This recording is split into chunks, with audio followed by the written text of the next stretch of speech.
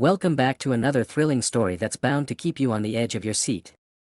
Imagine a judge, a symbol of authority, standing in his courtroom, full of power and confidence. Now, picture this, he's about to cross paths with someone who will turn his world upside down. A black woman, wearing nothing more than a cross necklace, will soon show him that underestimating her would be his biggest mistake. What happens next will shock you to the core. As we dive into this gripping tale, we'll explore the power of resilience, justice, and the unexpected twists that life can throw at us. But here's the catch, this story isn't just about the judge's downfall, it's about something much bigger. A system that's about to change forever. Before we jump in, I want to know, how far would you go if someone tried to humiliate you based on your beliefs or appearance? Would you stand up for yourself or let it slide? Drop your thoughts in the comments below. I'm eager to hear what you think. Don't forget to like, subscribe, and share this video with your friends so they can experience this wild ride too. And hey, where are you watching from? What time is it in your corner of the world? Let me know in the comments, and let's see how far this story has reached. Now, let's get started. Hold on tight, because you're in for one wild ride. The courtroom was stiff with silence as the bailiff announced, "All rise." Every person in the room stood in sync, except for one woman who adjusted the silver cross necklace hanging just below her collarbone. Her name was Danielle Brooks, and she was about to face not only a legal dispute, but a system poisoned by prejudice. Judge Ronald Mercer, a well-known figure in Charleston County Circuit Court, entered with his usual air of self-importance. He was a man with deep biases, ones that rarely needed to be spoken out loud. His gavel struck once. "Be seated." Danielle, dressed in a sleek black pantsuit, exuded confidence. But she wasn't a lawyer at this hearing, she was the defendant.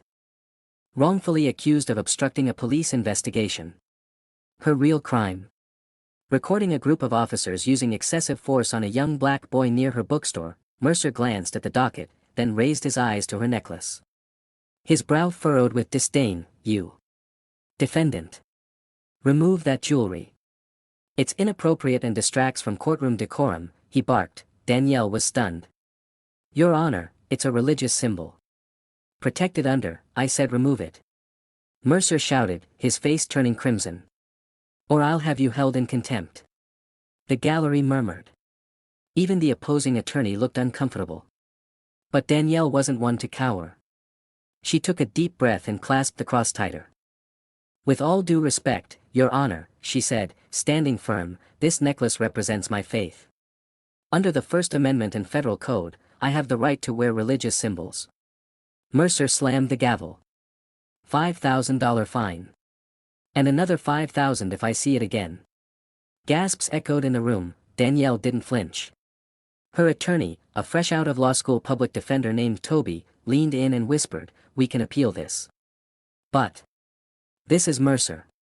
He's untouchable in this town." Danielle narrowed her eyes. "He's not untouchable. He's just not challenged." Outside the courtroom, Danielle's phone rang. It was a number she hadn't seen in years. She answered. "This is Danielle." A gruff voice replied, "Still wearing that cross? Thought you'd left all this behind." It was Eric Monroe, her former commanding officer from her time as a JAG attorney in the U.S. Army. "I didn't want to come back to this life," she said. "But this judge, he just made it personal." Back at her apartment, Danielle opened a concealed drawer. Inside lay a folder marked classified and a leather case holding her old military credentials. She stared at them for a long minute, then placed a call to an old friend at the DOJ. Later that night, Danielle's bookstore was firebombed. Flames roared through the windows, destroying books, shelves, and every trace of her second life. By the time firefighters arrived, it was too late. The arson unit found accelerant traces, clear evidence of a targeted attack. The only thing left untouched was a fireproof safe containing documents. And surveillance footage. Danielle played the footage herself. She watched as two masked men, one with a visible Charleston Police Department tattoo on his wrist, lit the Molotov cocktails and hurled them through her windows. The war had just begun. Back in Mercer's chambers, he sipped a glass of bourbon as a detective entered through the side door. "She didn't get the message," the cop sneered. Mercer scowled. "Then make it louder." The next day, Danielle received an anonymous text, "Next time, it'll be your car. Or your head." But Danielle wasn't alone anymore. at sunrise, she met Marina Cho, a Korean-American hacker who once worked signals intelligence with the NSA. I traced the text to a burner phone. Guess where it pinged last? Where?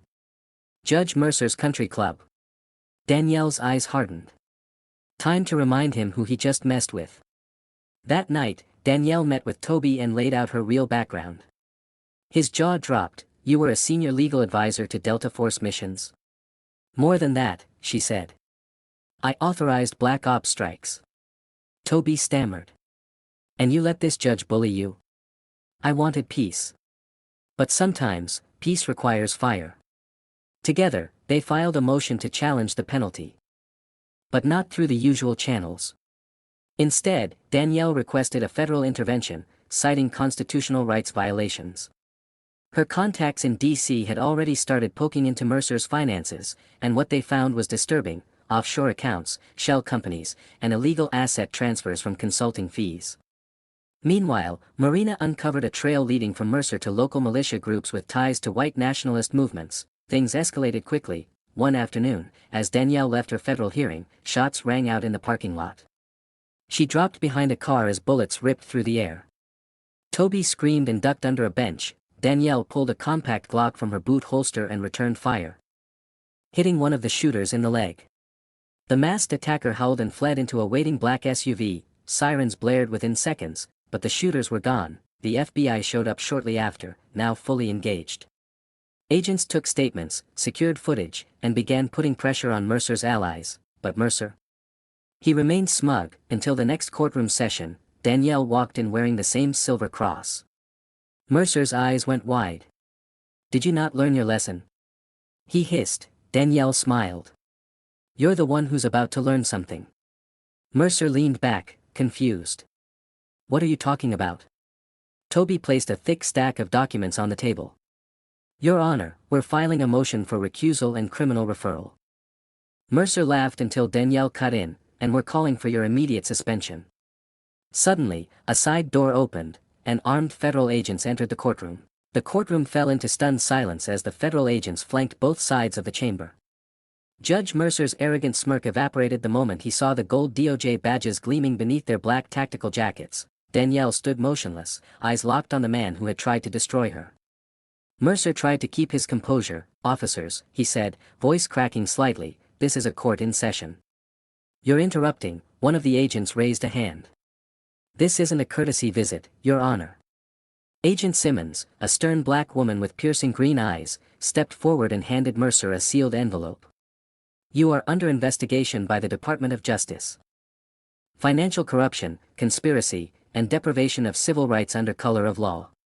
Whispers exploded in the courtroom like wildfire. This is outrageous. Mercer barked, gripping the armrests of his chair like they were lifelines. This woman's orchestrating a vendetta. Danielle didn't respond. She just lifted the small remote in her hand and clicked the projector that had been installed the night before. Surveillance footage from her bookstore's destruction appeared on the courtroom screen. Clear. Undeniable, the two arsonists. The Charleston PD tattoo. The phone call logs.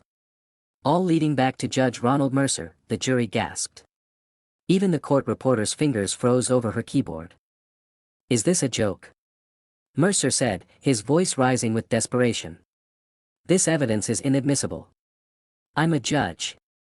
Danielle stepped forward, voice calm but cutting. Exactly. You're a judge. And you thought that made you untouchable. But the law doesn't belong to you. It belongs to all of us. The agents didn't arrest Mercer, not yet. But he was formally notified he was under federal investigation and could no longer preside over the current case.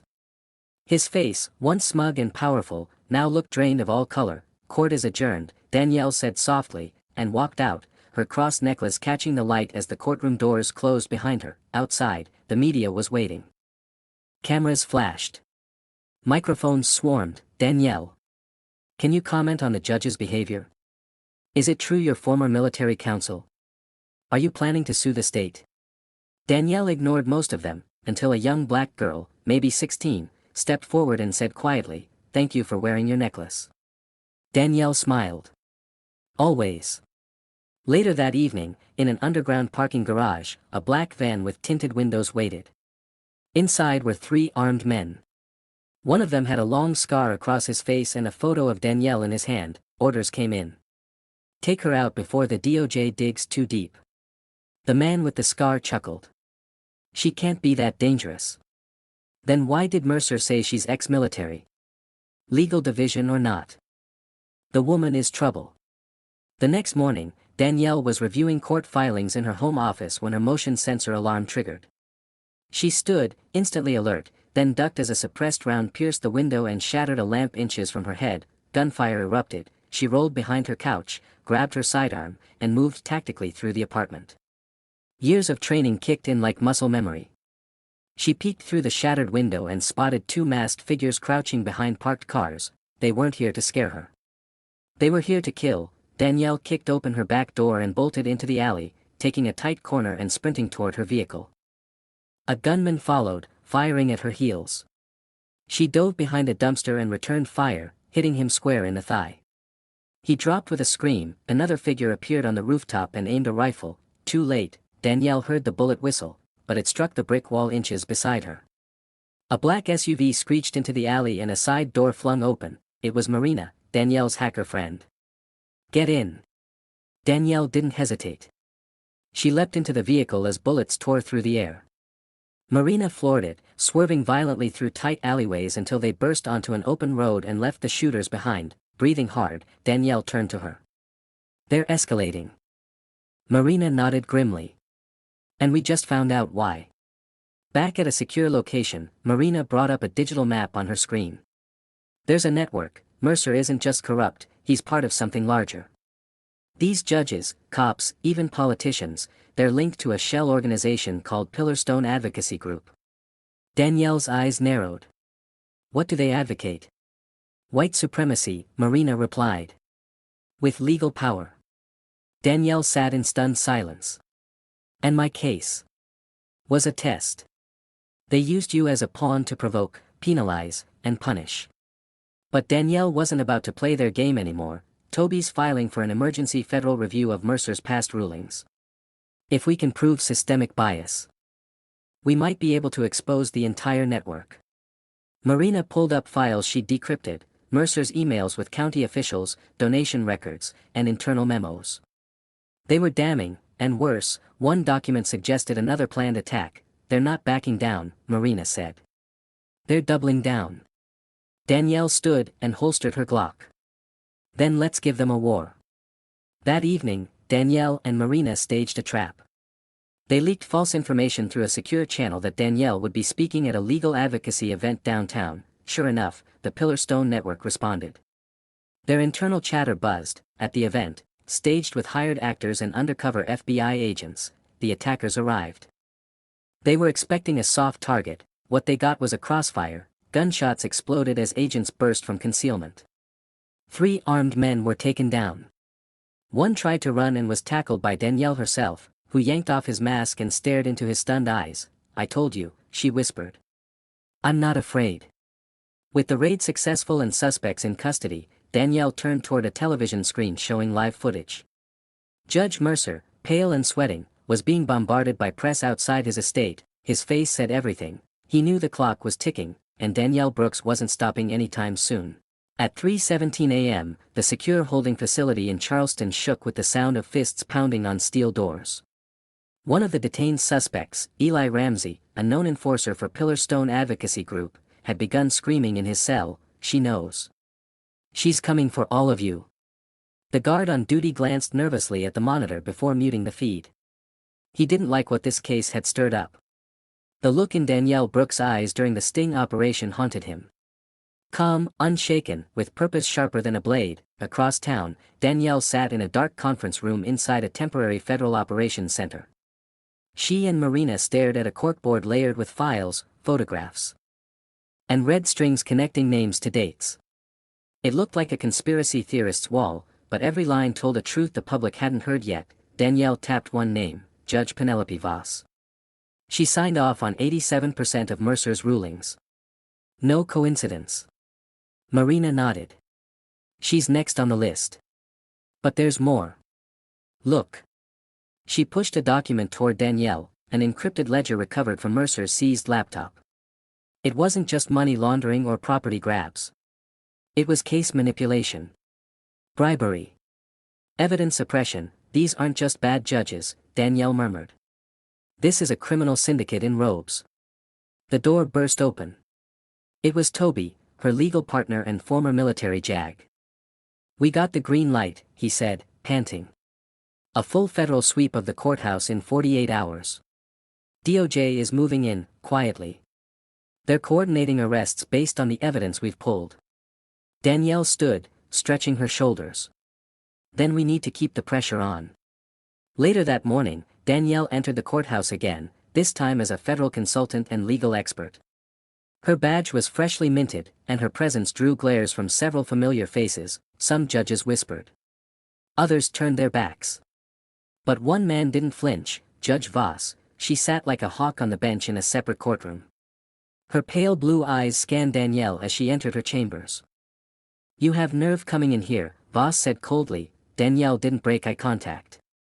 And you have blood on your gavel. Voss stood slowly. You think the DOJ can clean this town? You think you're going to be the savior of broken justice? No, Danielle replied.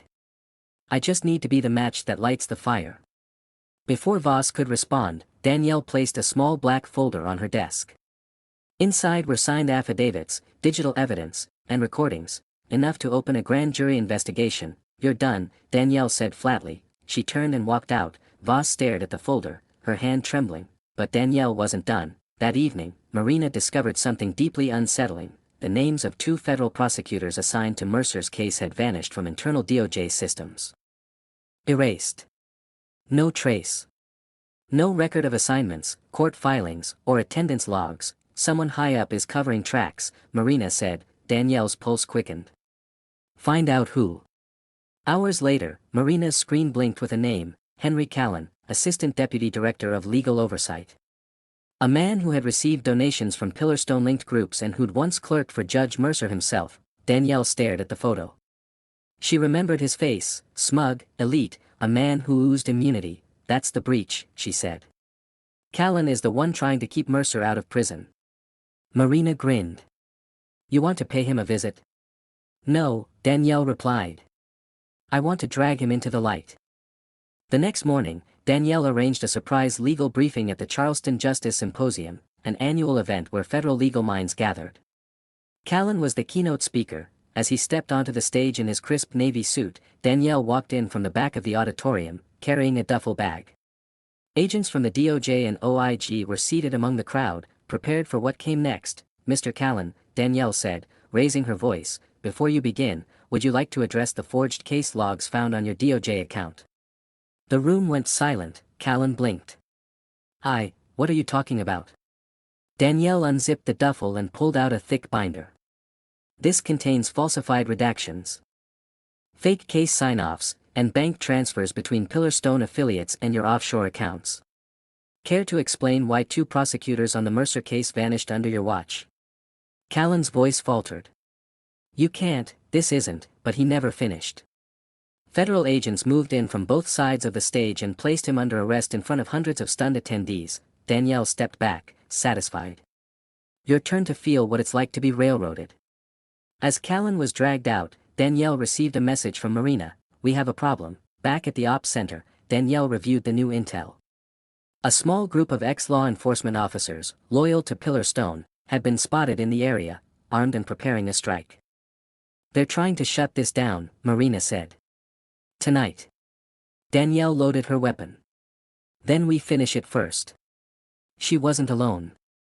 Toby, Marina, and a small tactical team assembled that night near a remote courthouse used for archived evidence storage. It was the target. Files containing over 20 years of hidden court activity, enough to bring down an empire, were locked inside. The strike team moved silently through the shadows. Marina jammed surveillance cameras while Danielle approached the rear entrance. Gunfire cracked. An ambush. 2 shooters on the roof opened fire as another came around the corner with a shotgun. Danielle ducked and returned fire, dropping him with a clean chest shot. Toby flanked left and took out one on the roof. The second leapt off the ledge and landed near Marina. only to be tossed in the neck before he could pull the trigger. Smoke filled the air. Sirens echoed in the distance. The team burst into the courthouse and secured the files. It was over in 5 minutes. Danielle exhaled as she flipped through the documents they'd risked their lives to retrieve. Names, dates, financials, cover-ups, coercion. Everything. Let's put it all on the record, she said, but across town, Judge Mercer was watching the news feed, hand clenched around a glass of bourbon. The walls were closing in, and he wasn't going down alone. The morning sun pierced through the windows of Charleston's federal building, but the mood inside was anything but bright.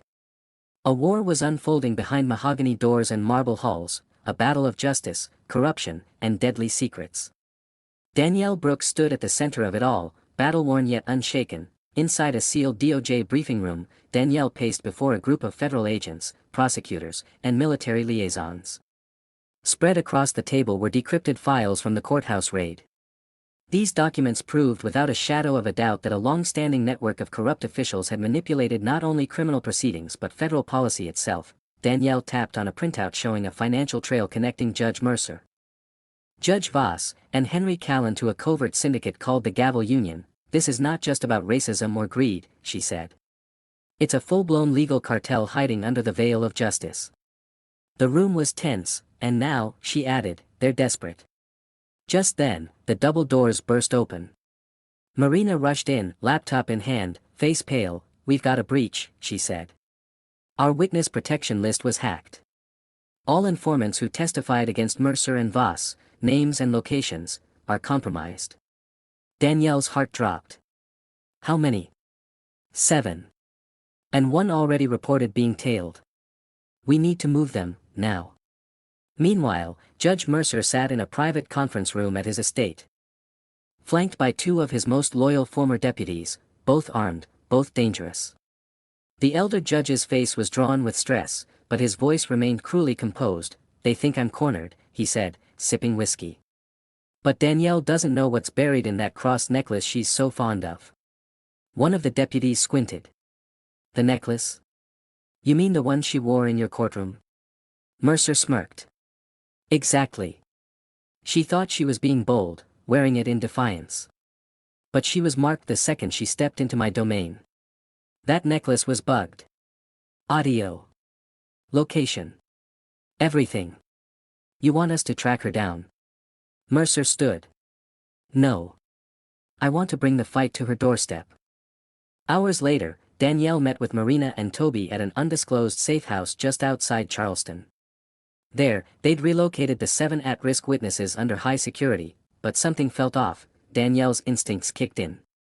The moment they entered the house, she noticed a flicker of red light on a power outlet, barely noticeable. She froze. Everyone out. She yelled, boom, a shockwave erupted from the back of the house. Flames licked the ceiling. The blast had been controlled, not big enough to kill everyone inside, but loud enough to send a message. Danielle grabbed a fire extinguisher and cleared a path through the smoke. No one was harmed, but it was too close. They were being hunted. Toby helped one of the shaken witnesses outside. They know where we are. Someone's feeding them our moves. Danielle's voice was like ice. Then we flushed the mole. Back at headquarters, Danielle reviewed encrypted messages between Mercer's defense team and unknown aliases traced to the darknet. One stood out, an internal communication from someone inside Federal Security Detail, using the codename Gray Suit. Whoever Gray Suit was, they'd been leaking witness movements, hearing schedules, even DOJ meeting transcripts. Danielle called in Agent Reyes from the cyber forensics team. Find Gray Suit, she ordered. And when you do, shut him down. That night, as she reviewed her case notes alone in a dimly lit office, Danielle received a cryptic message on her secure phone. You should have stayed in private law, Miss Brooks. Now you're wearing a target. Attached was a live image, her front door. She jumped up, drew her sidearm, and ran for the surveillance feeds. A man in a maintenance uniform had been seen approaching the property an hour ago.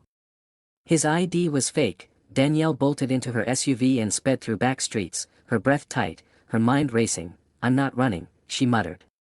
I'm flipping the trap. She arrived at her downtown apartment building 10 minutes later. Lights off. Street silent. She moved tactically, weapon drawn, back against the wall. From her coat pocket, she pulled a small drone and launched it into the building's second floor via remote. The drone's camera scanned her unit. No movement. Until the kitchen, a figure, hooded. Silent. Armed, Danielle gritted her teeth. So it's like that. She stormed into the building. Silent steps. Laser focus, halfway up the stairs, a boot step betrayed the intruder. Danielle spun around the corner and fired, a warning shot that embedded in the wall inches from the man's shoulder. Put it down. She barked, the man lunged, Danielle dropped low, kicked his knee, then slammed his head into the stair rail. He collapsed in a heap. She yanked off the hood, her eyes widened. It was one of the federal marshals assigned to protect the witnesses. She immediately called Marina. We found gray suit. 30 minutes later, under armed escort, Danielle interrogated the traitor in a secure detention cell. You sold out people under your protection, she snapped. Why? The man, sweaty and twitching, glared at her. You don't get it. The judges, Mercer, boss. They were the law. You're just noise. Danielle leaned in. No. I am the consequence. He didn't speak again. But he didn't have to. His laptop and burner phone told the rest of the story. Payments traced back to offshore accounts tied to the Gavel Union. And worse, emails detailing a plan called Operation Verdict. Marina read the details aloud. They're planning a final strike. To silence everyone who knows. Danielle looked up. When? Toby walked in, pale. Tomorrow. 4 p.m. During the federal deposition hearing against Mercer. They plan to take out witnesses, destroy evidence, and walk out clean. Danielle stared at the wall clock. They had less than 24 hours. In a hidden chamber beneath Mercer's estate, a black duffel bag was unzipped. Inside, plastic explosives, forged IDs, and silenced handguns. Mercer nodded to his men. Tomorrow, it ends. But Danielle Brooks was already laying out the blueprint for her counterattack, one that would unfold inside the very halls where injustice was born, and this time, she wasn't coming alone. The morning of the deposition hearing arrived with eerie calm, but tension buzzed beneath the surface like a live wire. The federal courthouse in downtown Charleston stood tall under the gray clouds, its steps buzzing with law enforcement, journalists, and spectators. But few knew that in the shadows of this building, a war was about to erupt. Inside the courtroom, Danielle Brooks entered wearing a sharp black suit. Her expression was unreadable, but her eyes, those fierce, calculating eyes, scanned everything, guards, exits, even the judge's bench. She'd orchestrated the entire operation like a military commander. Marina and Toby were stationed in different sectors of the courthouse. Disguised as court clerks. Danielle's personal security detail, composed of ex-Special Forces operators, were planted in plain clothes throughout the audience seating. Each carried concealed weapons, encrypted comms, and had one directive: protect the witnesses at all costs. Meanwhile, Judge Mercer arrived with a smug air of untouchability, walking through the side entrance with 2 attorneys and 2 armed assistants trailing behind. He didn't see the sting forming all around him. He thought he was in control. He thought wrong. At 3:58 p.m., the courtroom was filled to capacity. Tension swelled. Federal marshals were posted at the doors. Danielle sat at the prosecution's table, shuffling notes. Toby gave her a discreet nod from across the room. Marina whispered through the comms, Gray Suit's known associates are in the East Gallery. 3 confirmed armed. 2 more in the hallway. Danielle replied under her breath, confirm and disable quietly. We keep Mercer calm until he hangs himself. Then, the door opened, and the judge's gavel struck, all rise. Everyone stood as Judge Harold Voss, one of Mercer's loyal allies, entered and took the bench. Danielle's blood boiled, but she remained composed. Be seated, Voss said with a crooked grin. Let's begin. The hearing started normally, dry legal speak, procedural recaps. But at 4:06 p.m., as witness Karen Monette took the stand, a woman who once worked in Mercer's private court division, the atmosphere changed. Karen's voice trembled as she recalled seeing forged case documents and unreported financial transactions. I was told to shred anything with the words, asset transfer or black defendant, she said. Gasps echoed in the courtroom. Mercer squirmed in his seat. His face turned red. Danielle leaned in. And who instructed you to do that? Ms. Monette. Karen hesitated. Then said, Judge Mercer. Directly. The courtroom exploded in murmurs. Voss banged the gavel. Order. This is hearsay without physical proof, Danielle stood. We have that proof. She clicked her remote, and a projection screen dropped from the ceiling. Marina played a clip, surveillance footage from Mercer's private chamber. Showing him giving orders to destroy files, Voss's mouth twitched. Mercer's attorneys jumped up, shouting objections. Chaos built. Danielle turned toward Mercer. You're not in control anymore. Just then, boom, a flash grenade detonated in the hallway. Screams pierced the air. Gunshots followed. Panic rippled through the courtroom. Danielle ducked instinctively and shouted into her comms, Go loud. Lock down the chamber. Toby and Marina leapt into action. Danielle pulled a concealed Glock from under the table. Security agents rushed to the exits as masked attackers stormed in, firing at witnesses, but they were met with brutal resistance. Danielle's elite detail opened fire, precision shots dropping 2 attackers instantly. Marina tackled one trying to breach the judge's bench. Toby dragged Karen to safety behind the jury box. The entire courtroom had become a battleground. Danielle fired at an armed man behind the pews, hitting him in the shoulder. Secure the judge.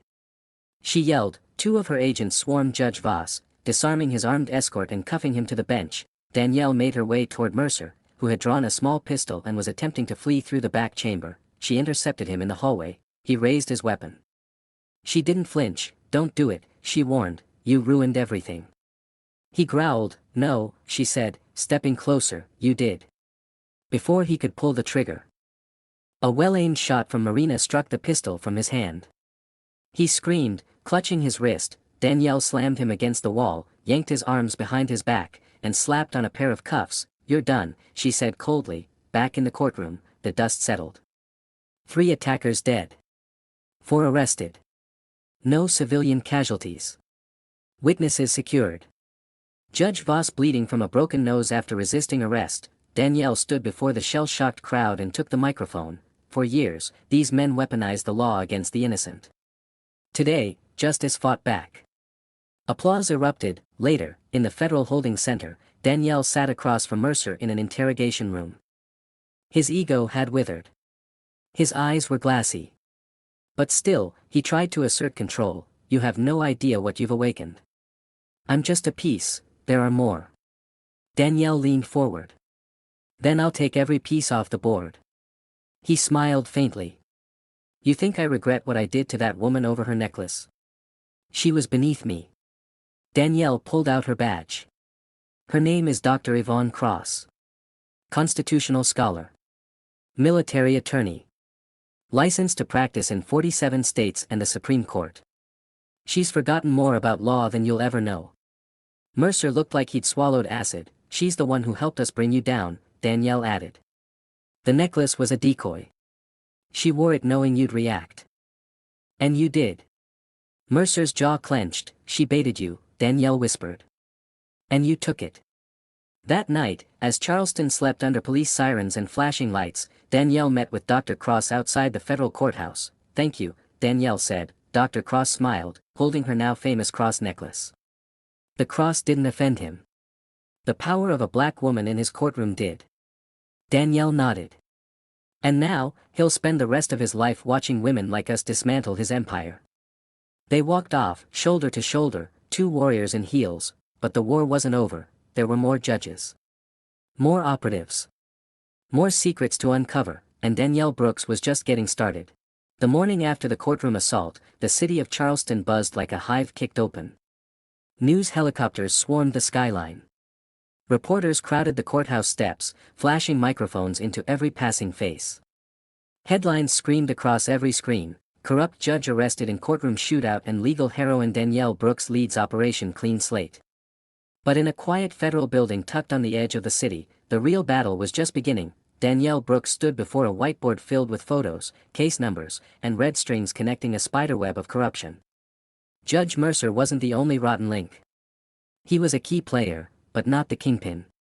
And thanks to encrypted documents found on his flash drive, Danielle had uncovered something bigger, a covert syndicate known as Order 12. Their mission?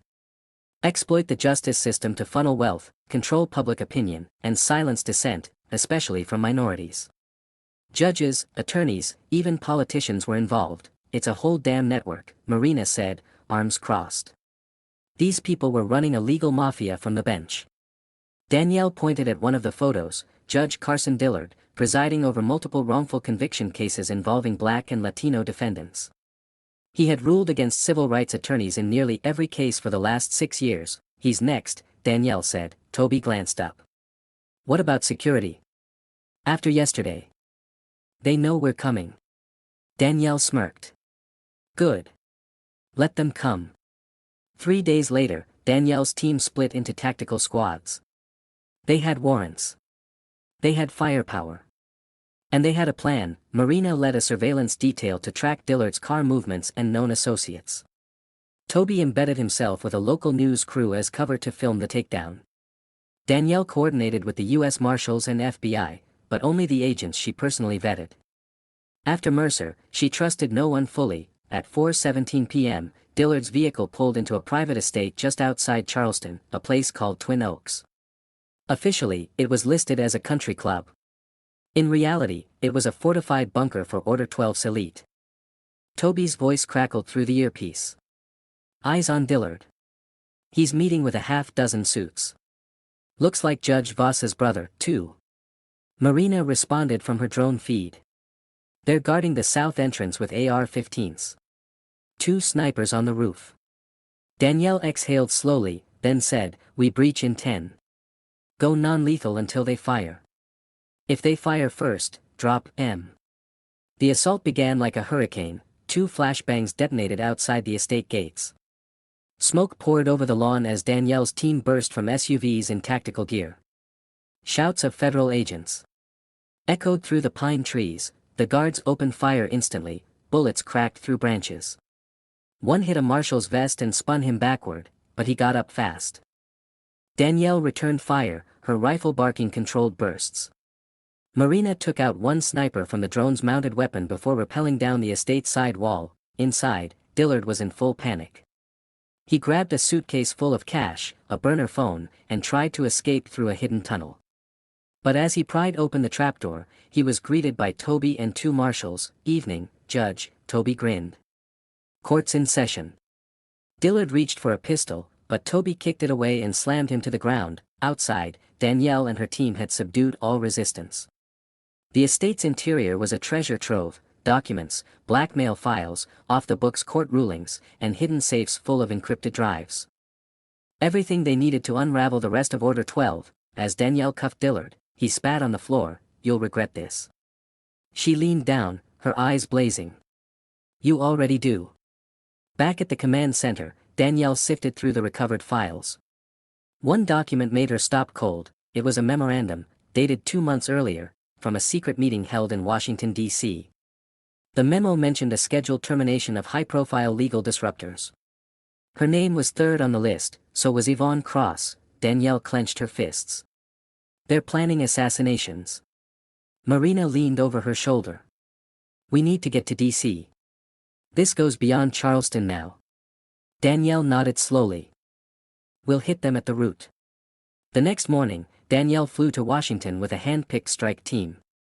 Her allies in Congress, particularly Representative Michelle Larkin, had secured a secret hearing with the Justice Department's Internal Oversight Board. Danielle had just 3 days to prepare the evidence and blow the doors open on Order 12 at a national level, but the enemy was watching. That night, in her hotel room, Danielle was attacked. A masked assassin burst through her window with a silenced pistol.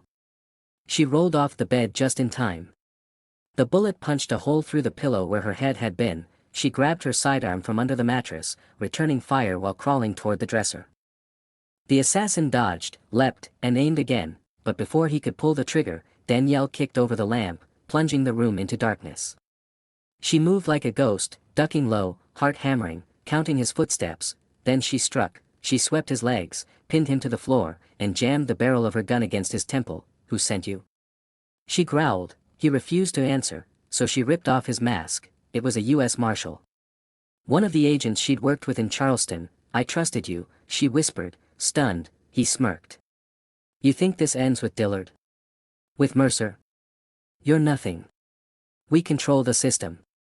Danielle knocked him out cold. The next morning, she arrived at the Justice Department with bruises, scratches, and an unshakable fire in her eyes. She walked through security flanked by agents who knew the stakes, and still stood beside her. Inside the confidential hearing chamber, the panel of senior officials sat waiting. Danielle stepped up to the microphone. Her voice didn't shake. Her gaze didn't wander. My name is Danielle Brooks. I am a federal prosecutor, a mother, a daughter of civil rights fighters, and a woman who nearly died last night for daring to believe the law could be fair. She held up the flash drive. This contains names, crimes, court transcripts, bribery records, and assassination memos. If you ignore this, then you are part of it. One of the officials leaned forward. Are you alleging a conspiracy inside the judicial system? Danielle stared back.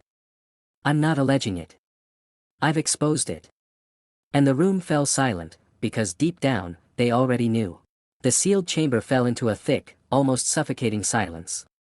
Danielle Brooks stood steady, unwavering, as the flash drive was handed over to the internal affairs team. Her fingers flexed slightly at her sides, her nerves razor-sharp but hidden under layers of grit. Then, the questioning began. One official, an older white man in wire-rimmed glasses, tried to discredit her. These are strong accusations, Ms. Brooks. How do we know you didn't manufacture this evidence? Danielle gave him a stare that could cut steel. Because I don't have time to waste staging your corruption. I've been shot at, ambushed, and nearly killed just trying to bring this here. You want proof? Call Judge Mercer. He's currently singing like a choir boy in federal custody. Another board member, a black woman with an impeccable navy blue blazer, leaned forward. We've already reviewed some of the files. They trace back decades. It looks like Order 12's network reaches into multiple states, judges, prosecutors, law enforcement, politicians. Danielle nodded. And they're still active. If you don't act now, more innocent people will be convicted. More will die. The panel whispered among themselves. Then, the lead investigator, U.S. Deputy Director Saul Mendez, entered the chamber. Mendez was not a man to waste time. Ex-military, stone-faced, and feared across all legal branches for one reason: he didn't play games. He walked straight to Danielle. Ms. Brooks, you're officially deputized under Federal Emergency Authority. I'm giving you full clearance to lead the takedown of Order 12. You'll have a joint task force, full operational support, and a mandate to act now. Danielle blinked. You're serious? Deadly. By nightfall, a multi-agency assault operation was underway. 14 federal agents, 6 digital analysts, and 2 Navy SEAL consultants had been added to Danielle's unit. Marina coordinated air support. Toby managed media blackout procedures to prevent any leaks. Their first objective: raid a secret meeting of Order 12's National Council at a secure estate in Alexandria, Virginia, according to the intel. High-profile members would be there, including Judge Dillard's brother, 2 federal circuit judges, and a former congressman. Danielle suited up in full tactical gear, her Glock loaded, a comms earpiece humming softly in her ear. Team 1, breach from the east wing. Team 2, circle to the rear entrance. We need every exit covered.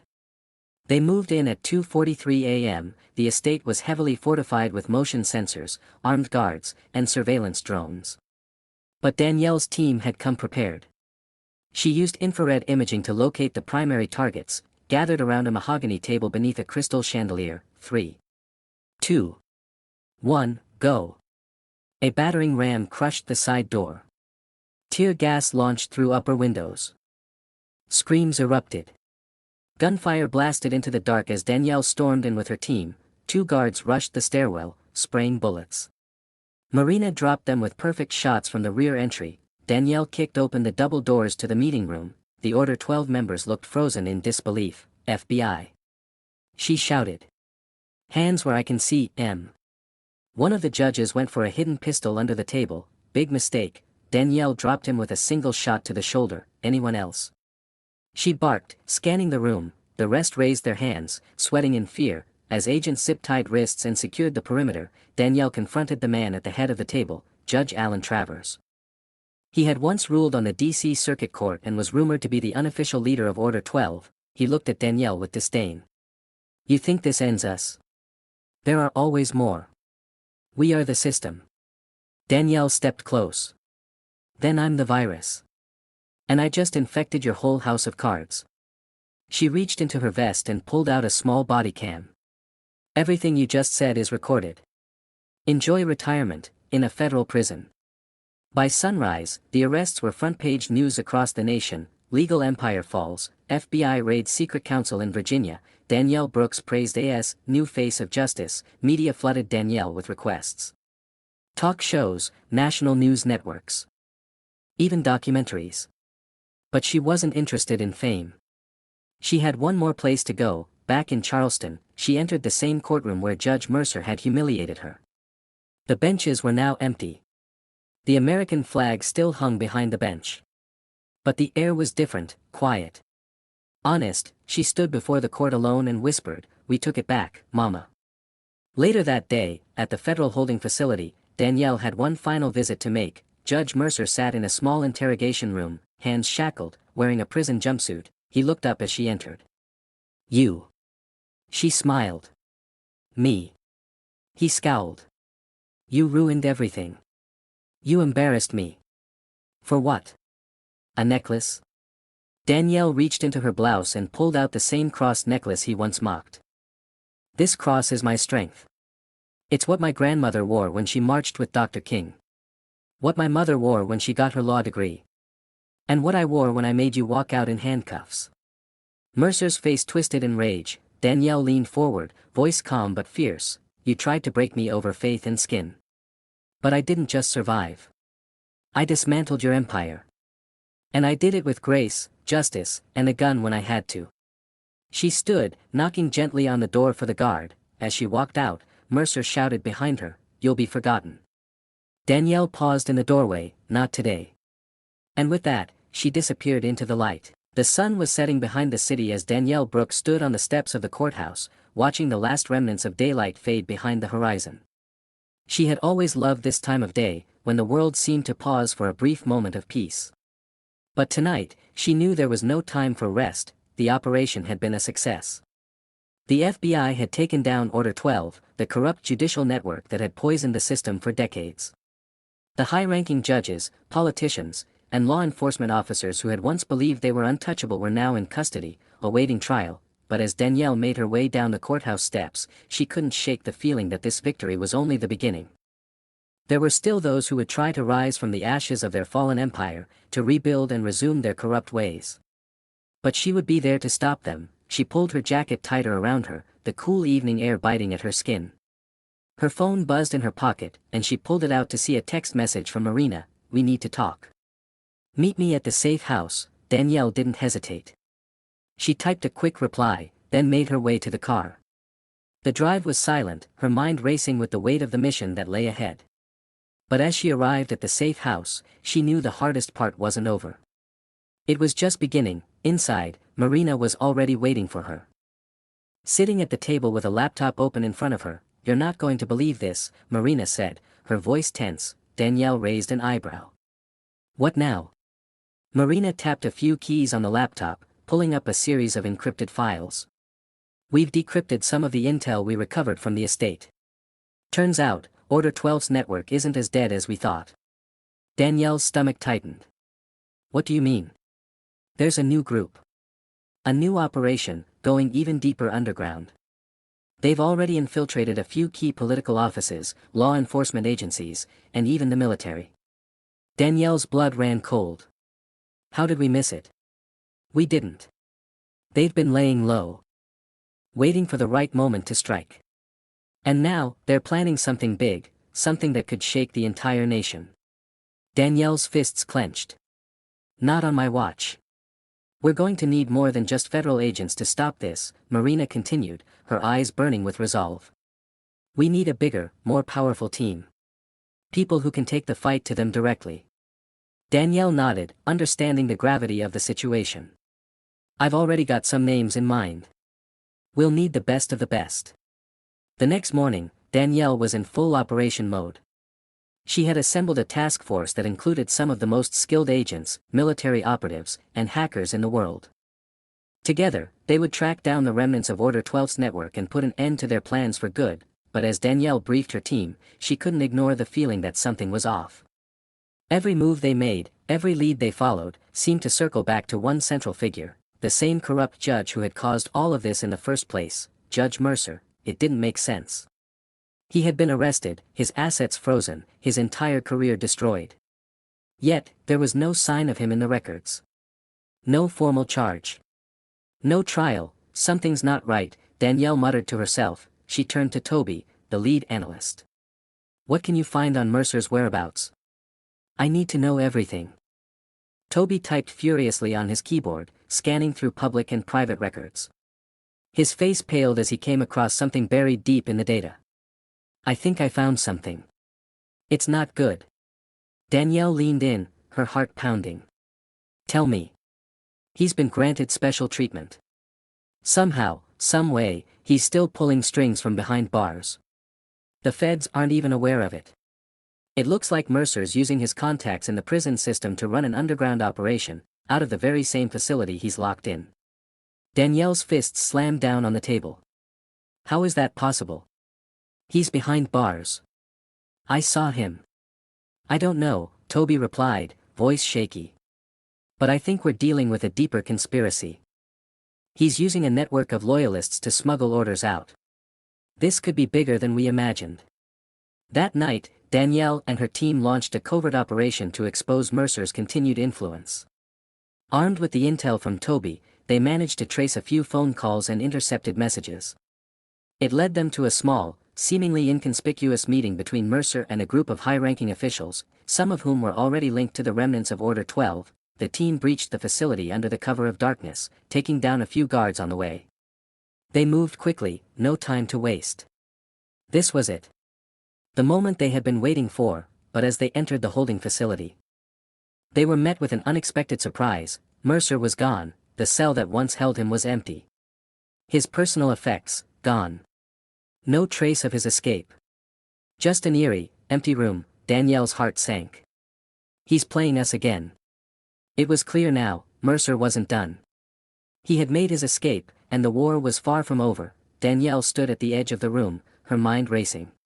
She had been so close to ending this nightmare. But now, it had escalated to a whole new level. Don't worry, Marina said, stepping beside her. We'll find him. And when we do, we'll finish it. For good. Danielle turned to her, determination hardening in her eyes. We're not stopping until Mercer is back behind bars. And this time, there will be no escape.